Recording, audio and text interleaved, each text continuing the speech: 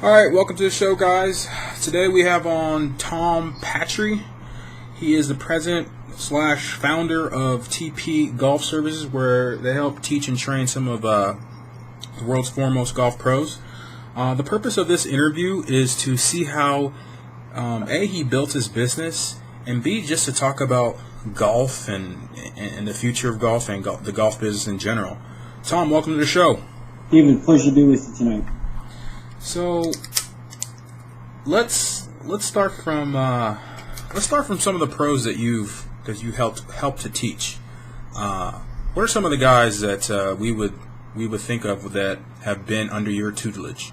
David, the two that come to mind are probably the most well-known to your public are Severiano Ballesteros, who unfortunately passed away recently at too young of an age, and Ben Crenshaw. So, I mean, two-time Masters champion. Those guys are both I've had the pleasure of working with during my career. Obvious ones, and I spent a good deal of my time in the 90s on the ladies tour. We worked with 4 or 5 gals out there that went out there, so I've been pretty blessed to be around some pretty talented people. Now, take us back to the beginning. When did you first? Well, maybe not first. So, how did you get into golf? Actually, by accident. My dad was in the restaurant business, David, and wound up running a public golf facility on the east end of Long Island in the food and beverage department. And between my 4th and 5th grade years, he moved us onto the property at this club, which was a 27-hole daily fee public golf course.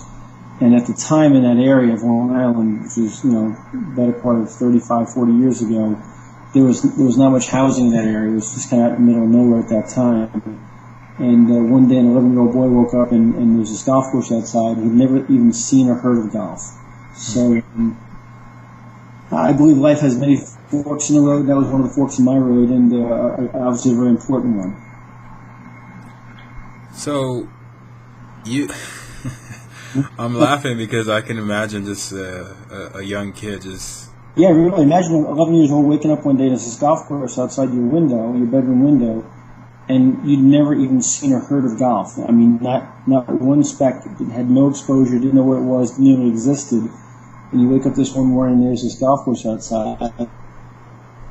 It's truthfully, as an 11-year-old, it was kind of like an adventure. It was fun, and I was pretty much hooked instantly. I was intrigued by it. So how did you jump in? How did you just build a love for it? It even gets even crazier because what happened was, obviously not knowing anything about it, obviously didn't have any equipment. My father was not a golfer. He was, like I said, a food and beverage guy. In the parking lot of the club one day, I don't forget this as long as I live, I found a Sam Snead Blue Ridge Wilson 5-iron that somebody had obviously now realized broken over their knee, probably in anger.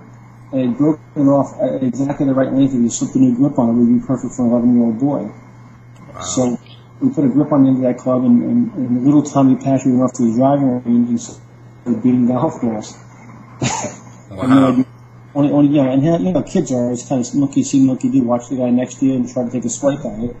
And this is incredible. I remember this, I think, David, but I remember that first day, just by pure accident, caught one golf ball right in the middle of the club face and hit it pure up in the air. It went quite a ways, and that feeling was kind of like a drug, and I was then hooked and started. Okay, so take us through high school and college. How you just stop? Yeah, go ahead. I started playing, and obviously I'm working for my dad in the restaurant at the club and saving my pennies, and I buy a used set of ladies golf clubs, and now I'm off to the races. The pro at that club wasn't particularly fond of junior golfers, so he had no interest in me. So I had to kind of fend for myself there a little bit, and becoming pretty obsessive. I read, watched, and tried to emulate anybody who I thought was competent. Obviously, back then, no golf channel, no real video technology like today. So again, it was like a monkey see, monkey do thing. And I'll never forget. I played my first junior golf tournament the following summer and I shot a sterling 133 strokes. But I played with a kid my same age who shot 76. And that was another kind of fork in the road, because I looked at him and I said, well, if he can do that, I can do that. Why can't I be that good? It's impossible. He's that much better than me. So now the obsession took itself to a whole nother level. And 1 year later, in the exact same junior tournament, I shot 77 and won it. So I went from 133 to 77 in the calendar year. And now you're really off the races, because now you're really obsessed by the whole thing. And I mean, I remember melting snow on the driving range tee during the winter with my team to get a grassy spot to hit down. So through my junior, which was the oldest junior in the country, still today. And then wound up getting a college scholarship with my college golf in a place called Florida Southern College, which has produced, some other good players, Lee Jansen, Rocco Medic, a few guys that companies would know. And while there, I won a couple more college events. There was a mini first team All-Americans twice, and won the 1981 NCAA Division II National Championship. But because of that same Sneed 5-iron that was stacked up over somebody's knee in the parking lot. So it's a very short synopsis of what went on there, but a lot of great things came from that finding that golf club in the parking lot that day. Wow. So after your college success in golf, did you try to go pro? Did you try to be a PGA pro, or did you just? I did, David. Actually, I turned professional right after my NCAA win my senior year, and back then. Even the young players today on tour don't realize that even back then, which is not that long ago when you really think of it in grand terms, 1981, there was no Web.com tour, no place to go play other than the PGA Tour. So you try to develop yourself as a professional. You played in some godforsaken mini tour, satellite tour, state opens. I remember one year buying my first new car, and 1 calendar year later I had 135,000 miles on it because I drove to every godforsaken corner of the country playing in, the Iowa State Open, or, Montana Tour, or, Florida Mini Tours, or wherever you could find a place to play. There's some New England tournaments. Because if you didn't play on the PGA Tour, you weren't qualified. That's all you could do is find these, godforsaken events in all corners of the earth. I played a little bit in Europe. I played on the South African tour in 1984 during the winter, all chasing the dream of finally getting to the PGA Tour. Went to the PGA qualifying school, went to the European qualifying schools, made it to the finals over in Europe twice, and just chased my dream for about 8 years. And so I wouldn't give that back for anything. It was a great time. So after 8 years, when did you transition to what you do now? Was it just like a moment, or did you see that, hey, I can help, I can explain and teach some of these things? It was actually not that way at all. Actually, after 8 years, I was fairly frustrated because I'd gotten very, very close. The carrot had been dangled in front of my nose, kind of one step away from the major leagues, if you will. If you put it in baseball terms, I was a AAA player, and I was right there, and I couldn't quite break through. And I woke up one day, right around age 30, and I realized I didn't want to be someday a vagabond, still chasing my dream at 45 and just being second rate. I had a decision to make, and through a very strange set of circumstances, I interviewed for a bunch of jobs on Wall Street, a couple of jobs on Madison Avenue, and people wanted to use my golf talent in the sales field. And I really felt like I kind of bastardized what I believe in and the game I loved, and I turned all those offers down. And really by accident, I was introduced to a man named John Kennedy, who gave me my first teaching position at a place called Cold Spring Country Club on Long Island. And I didn't think I was qualified for the position, but he gave me a chance. And although the membership and the people I taught received me very, very well immediately, which was very flattering, I really felt like I wasn't very good at what I was doing. Because I was the kind of person who either wanted to be very, very good at something or not do it at all. So I started chasing information, and I started chasing teachers that were well known and seeking out their counsel, and spent a pretty fair amount of my income visiting with people and watching them at their craft, trying to get ideas about how I could become a better communicator, a better understander, a better instructor, a better coach, or a better mentor myself. And I was befriended during the process by a man named Bill Strasbaugh, who probably means nothing to the golfing public, but to the PGA members of America. One of our national awards is named after him. He was a former National Teacher of the Year, and he took me under his wing. We became very, very close friends, and he opened a lot of other doors to other instructors for me to visit with. And probably if it wasn't for Bill, again, my career would be very different. Bill Strasbaugh and a man named John Kennedy, who later went on to become Director of Instruction at Westchester Country Club, and people will know that because it's one of the real grand icon clubs in this country, who gave me a job there as Director of Instruction. Those two gentlemen really turned my life on and kind of put me on the map. So what are some of the things that Bill taught you? Obviously, you were training and coaching people up a little bit. What are some of the things, the finer points that he taught you that resonated with you? No, probably one of the great things that Bill taught me was that I had to become my own instructor. I had to develop my own style. And although I'd be influenced by a lot of different people, and I should expose myself to everybody out there that was, that was construed as being talented. That even though I visited some of the great instructors in the world during those years, and was counseled by each and every one of them, but I had to go away and put my own stamp on it, if you will, and be my own presenter. Bill always encouraged me to get the information, disseminate it, and then kind of take what I wanted and inject it into my own style, and not be afraid to throw some of it away. And I was exposed to so many guys who came at golf and the golf swing from so many different angles and perspectives that it was a little overwhelming, quite frankly, at first.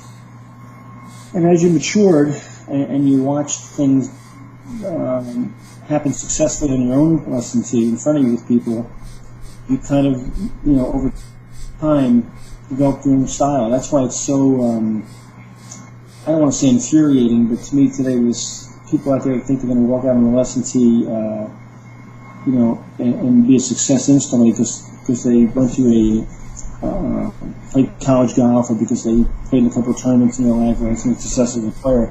Teaching and coaching a sport, a motor skill, is a maturation process. It takes deal of time and toil and energy, and hands dirty in the trenches to develop the style and the communication ability to really impact people.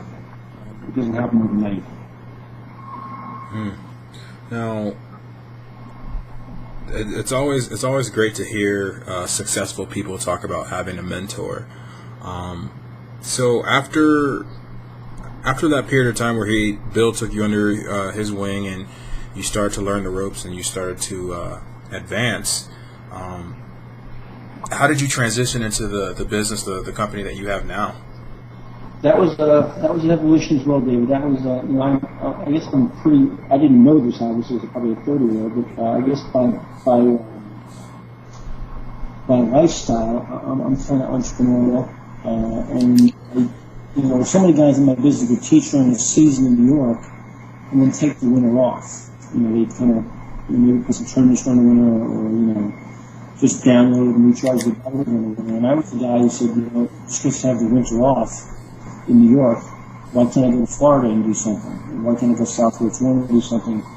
And I started developing and running my own golf school during the winter.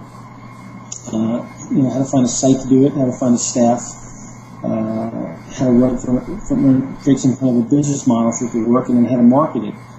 And again, Bill was there kind of to hold my hand a little bit at the beginning. Some else was originally. I'm gonna call it back in '93, '94 somewhere in Vero Beach, Florida. We contracted a site to do some things, and from that first winter grew out of that grew TP Golf Services, which I have today still. And we've done and counseled and mentored and coached and taught thousands of people over the last, I guess, God, almost 20 plus years now. All because of that beginning idea of going to Florida during the winter and not taking the winter off. So I've kind of worked around the clock for the last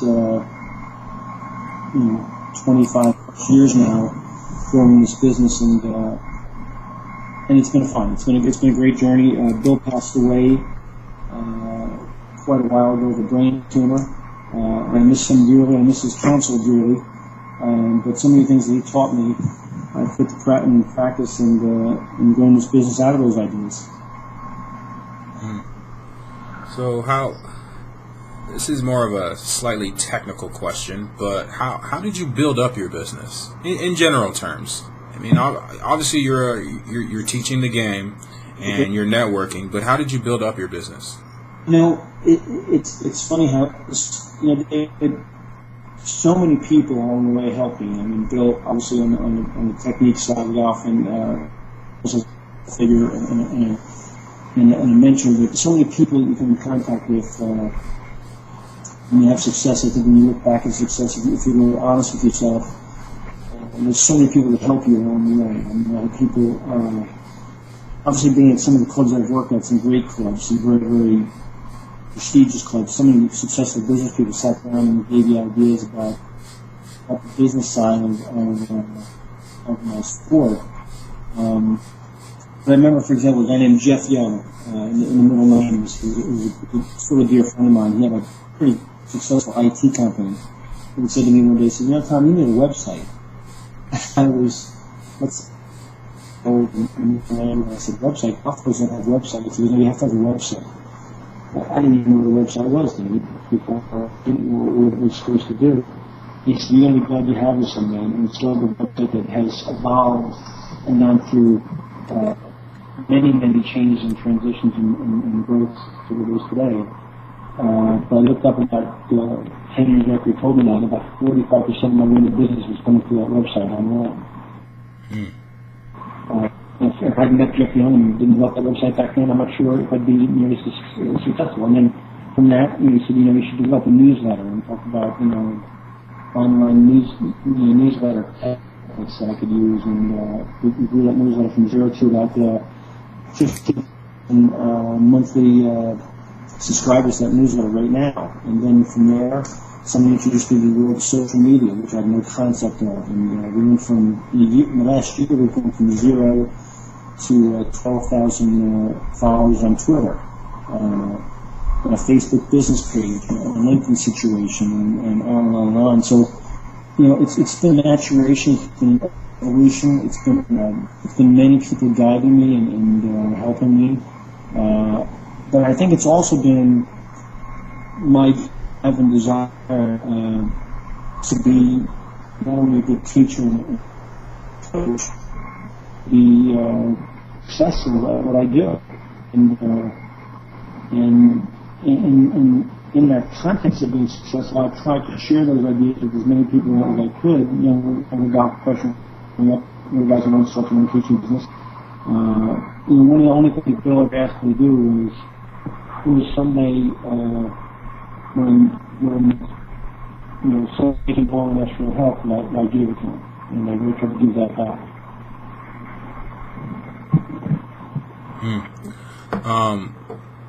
What is one of the? This is sort of a weird but kind of hard question to ask. What are some of, or one thing that you love to teach? Is it when your student understands a concept? Is it when your student gets that, the light turns on? What are some of the things that, as you're teaching the game, that just by experiencing it, seeing it, like, motivates you? That's a wonderful question, Dave. I think one of the things I learned from Bill,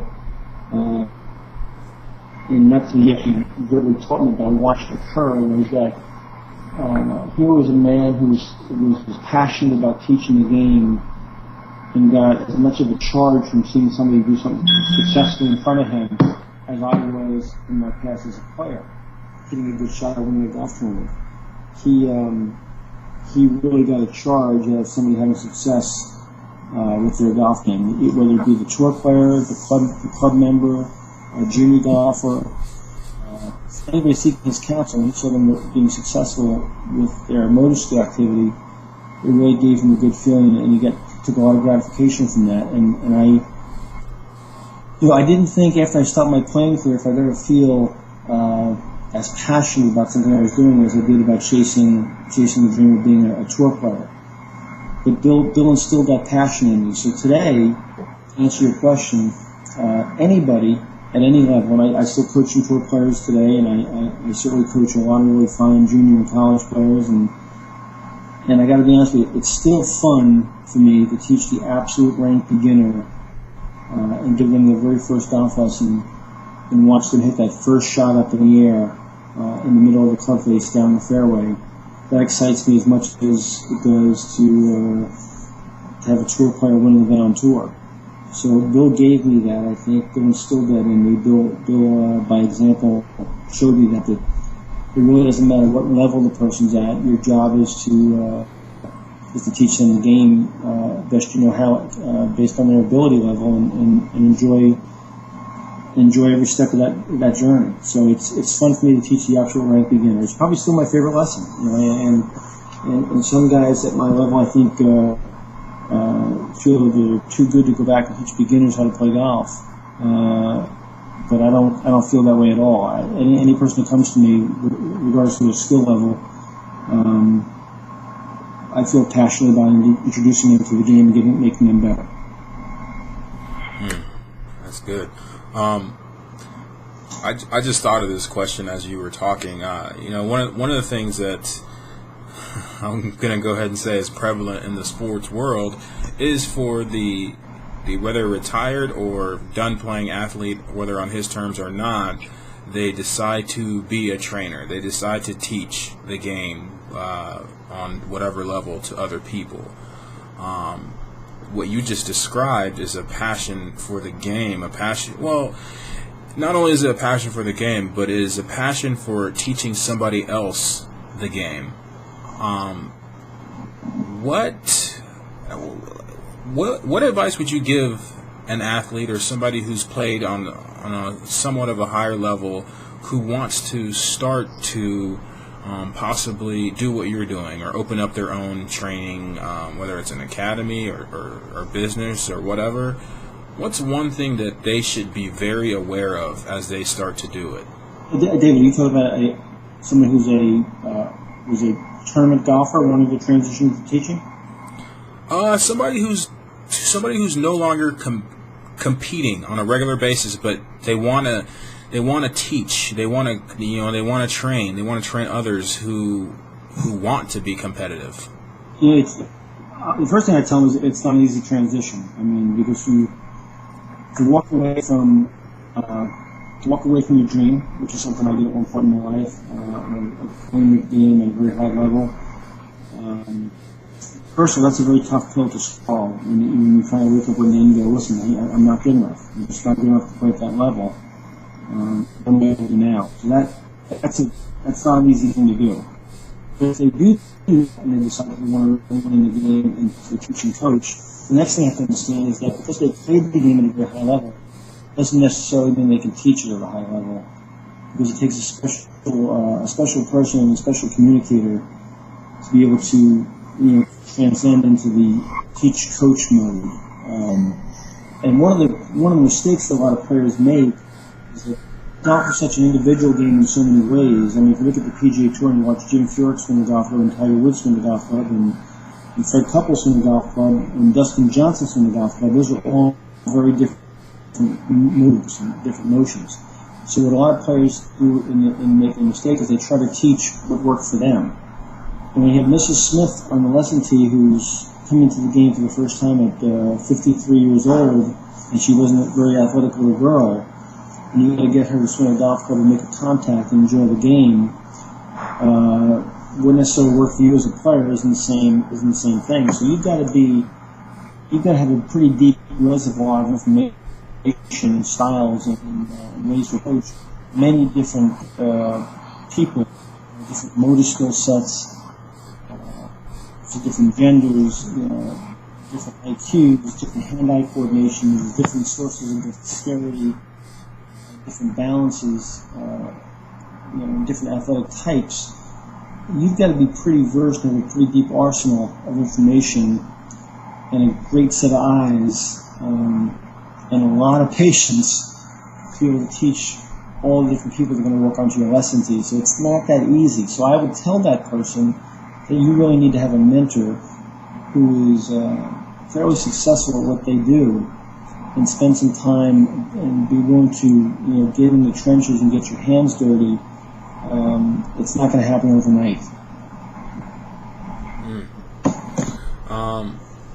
What? Obviously, you started playing on the tour, or when you were playing competitive in the 80s.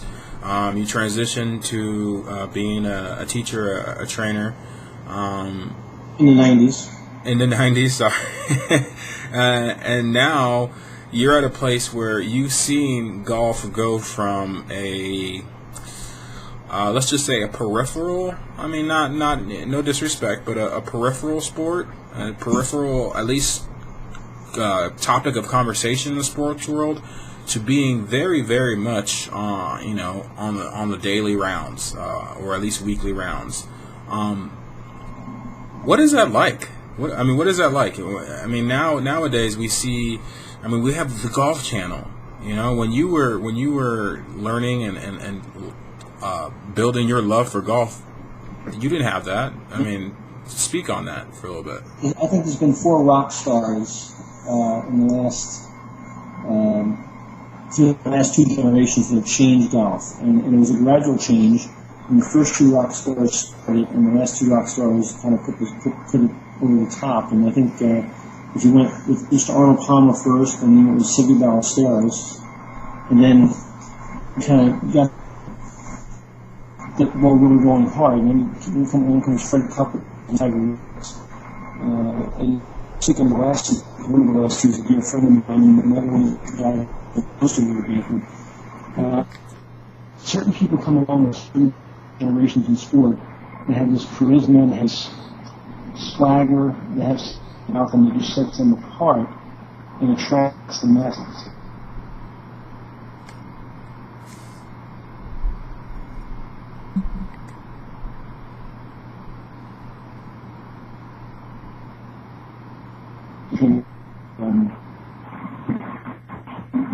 I agree with that too. I mean, you can eat ice cream, so you can drive a car for and you can walk on the people just gravitate towards him. You all know that Tiger and what he did. So the sport has been blessed with this gradual progression of people that have come along and have just attracted people to them. And then when Tiger came along, and made golf cool to the masses, and again, with no disrespect, as you said, to the African American population in this country, to the Asian population, to the average guy who's the working guy, who's like this kid from California who grew up in a public golf course, and go through the color barrier in a big way. I think it was a very important time for golf, and a great time for golf. And Freddie and Tiger overlapping for those years, it was like having the Beatles and Rolling Stones hot at the same time. It was about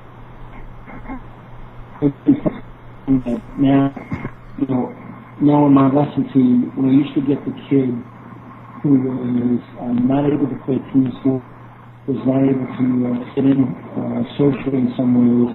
Now I got the kid coming from me on lesson team who could have been the high school quarterback, could have been point guard on the really good basketball team, could have been the lacrosse player, but he chose golf because golf is cool now.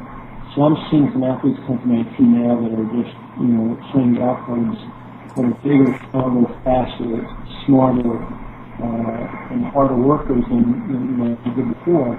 And we just we just jumped the score, on multiple levels in a very short period of time because those gentlemen were so cool and they made golf mainstream. So to go along with that, where do you see the future of golf? Do you see it continuing on this path that it's on right now? With I don't want to necessarily be lazy and call it a youth movement because I think that's really lazy. But just a different, more let's just say you talked about 4 rock stars. Is it becoming more of a pop generation, if you will, with golf? I think there's actually some dangers in it too. I think that, as much as golf's had these people in the last, going back to Arnold, the last 40 years, we're at a dangerous crossroads right now where we might cut off our own head, despite our own faith. And I say that in a very saddened way. I think that we have a lot of problems in the game now too. We have access problems. We have cost problems, financial cost problems that are prohibitive in some ways. We have equipment problems in terms of cost that's prohibitive in some ways. And as much as certain organizations try to do things to attract people, whether it be the first tee program, which has been wonderful, or other grants and situations to get inner city youth into the game, and I can speak on it for hours. I think the United States Golf Association, my own PGA of America, the PGA Tour, I think there's a lot of behind-the-scenes groveling and infighting going on there. As much as certain programs have been laid out to help people into the game, if you look at the game statistically, it's not growing right now. It's become stagnant, and we're even losing players right now. And I think that for example, the USGA's recent ban on anchored putting, which I understand the premise of the rule, but I don't agree with it either. In that it's going to drive some people away from the game. They found a way to cut the ball and made it easier for them to play the game and more enjoyable. Again, I think it's a rule that you got to climb up and use to spite your face. I think they have to understand that the game has changed and the world has changed. And the environment change. We need ways to bring people to the game rather than away. And create access and avenues for people who can't necessarily afford the game, access via feed into the game. I'm not saying I have all the answers. I'm just saying that I think right now we're at a very critical juncture.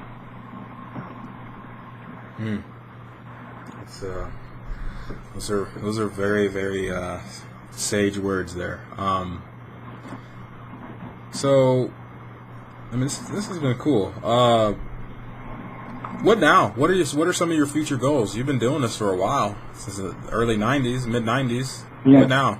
It's funny. It's 35 years last year, and I figured out that I passed about 50,000 lesson hours last year.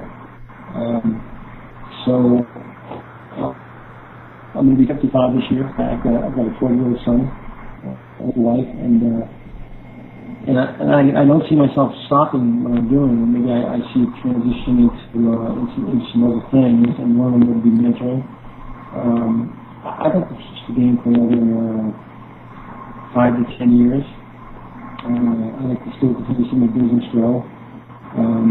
But I would love to, things across my mind like coaching a college team, things across my mind like consulting to younger players and younger teachers.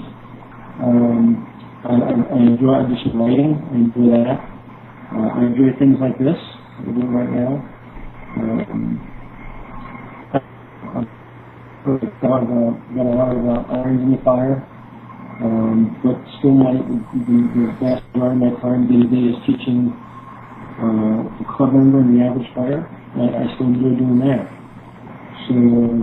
So many things have come down the pipe and have been helpful to me in the past, but there was no plan, they just appeared, I think the harder we try to plan, the more it seems to go the other way.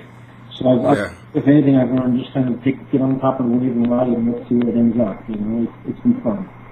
But, I'm not really sure. If you guessed me where I'm going to be 10 years from now, I probably couldn't give you a great guess at all. I've learned that if nothing else, just enjoy the journey, and I've been pretty blessed. You mentioned it earlier about some of the places online to find you. What's the best place to reach you online of the many? The easiest way on my website, probably, which is www.tompatri.com. That's probably the easiest way, but people reach me by email, tpatri@timespring.com. That's also via my website, and they can also call me at my home office, which is 239-404-7790. Facebook, Twitter, LinkedIn. Subscribe to the newsletter via the website as well. So I'm available on different ways, and I'm always happy to meet new people and have new conversations. That's awesome. Well, Tom, I just want to thank you for doing this interview again. David, it's a pleasure. People like you getting word out about a variety of sports and things that are going on out there that make the world of my good so intriguing and so much fun. And I thank you for having me on. All right, no problem. Thank you all for being a part of it.